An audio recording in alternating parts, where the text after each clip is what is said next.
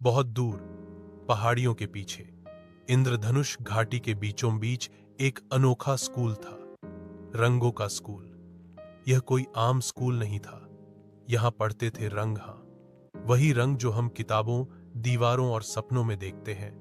लाल, पीला, नीला, हरा, नारंगी, गुलाबी, सबके सब यहां पढ़ाई करते, दोस्ती करते और मिलकर दुनिया को रंगों से सजाते थे। इन रंगों का एक विशेष काम था।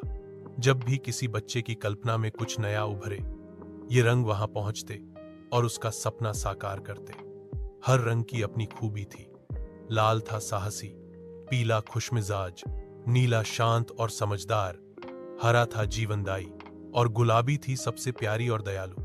पर एक रंग ऐसा था जिसे कोई नहीं बुलाता था, जिसे सब बोरिंग कहते थे।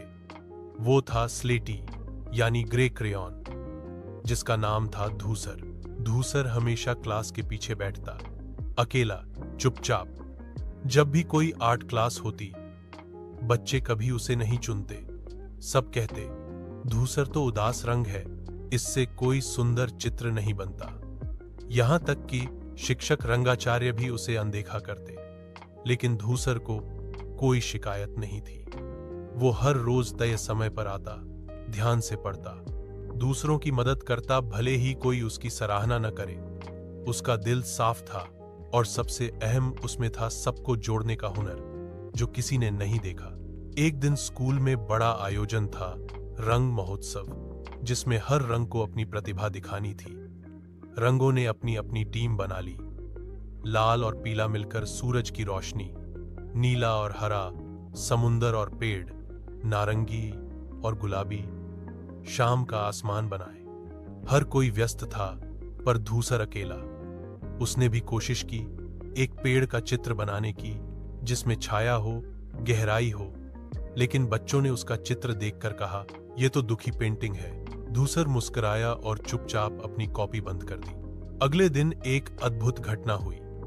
आसमान काले बादलों से घिर गया, बिजली कड़की और जोरदार तूफान आया। स्कूल की बिजली चली गई, दीवारें गीली होने लगी और सभी रंग घबराकर एक कमरे में इकट्ठा हो गए। बच्चे डर से रोने लगे और रंगों की चमक मंद पड़ने लगी। लाल गरज रहा था, लेकिन बेकार। पीला हौसला नहीं पा रहा था। नीला इतना शांत था कि डर लगने लगा और गुलाबी तो खुद रो रही थी। तभी स्कूल की खिड़की से एक परछाई अंदर आई। वो थी धूसर। उसके हाथ में था एक पुराना स्केचबुक और मोमबत्ती। उसने कमरे के कोने में बैठकर एक चित्र बनाना शुरू किया, एक विशाल इंद्रधनुष। लेकिन इसमें सभी रंग धुंधले थे और बस एक रंग सबसे साफ स्लेटी। उसने समझाया, असली सुंदरता तब होती है जब अंधेरे में भी रोशनी दिखे, और हर रंग की पहचान उसकी छाया से होती है। जब कोई रोशनी बहुत तेज हो जाती है तो उसमें गहराई कौन लाता है? मैं। सब रंग चौंक गए। फिर जब तूफान थमा और बाहर एक हल्की धूप निकली, तो आकाश में पहली बार एक नई तरह का इंद्रधनुष उभरा, जिसमें स्लेटी रंग भी चमक रहा था, ठीक सबसे बीच में। वो इंद्रधनुष देखकर सारे बच्चे खिलखिला उठे।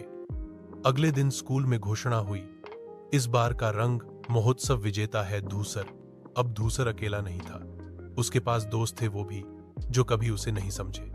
रंगाचार्य ने क्लास में कहा, हर रंग जरूरी है, पर जो सबसे कम दिखता है वो अक्सर सबसे ज्यादा असर छोड़ता है। और तब से रंगों का स्कूल और भी सुंदर हो गया, क्योंकि अब वहां सिर्फ चमक नहीं, गहराई भी थी।